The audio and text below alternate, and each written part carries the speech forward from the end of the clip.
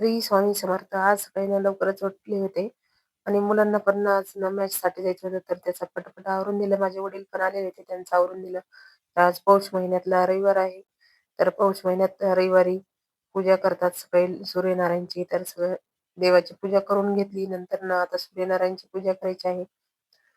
हा महिना हळदी-कुंकाचा मानला जातो, तर सुवासिनीचा पण मानला जातो. तर हातात बांगड्या काचेच्याच लागतात आणि टिकली लावलं तरी कुंकू लावावंच लागतं. कारण की हळदी-कुंकाचा मान आहे ना म्हणून. आम्ही सगळं पूजा करून घेतली. नंतर ना आज कहाणी करत असत रविवारची, तर मग आम्ही सगळ्यांनी कहाणी केली. असे काही येत नाही म्हणून आम्ही पुस्तकात वाचून कहाणी केली. नंतर बायकांना हळदी-कुंकू दिलं. थंडी आहे म्हणून आम्ही उन्हातच बसलो होतो, तर मस्त वाटत होतं उन्हामध्ये. तर अशी रविवारीच बैठक असते. तर आता आमचे नाव घ्यायची वेळ होती, तर मी पण नाव घेतलं. तत्कात रुपये टाकते 70 ला शून्य. गोविंदरावांचं नाव घ्यायला आई वडिलांचं पण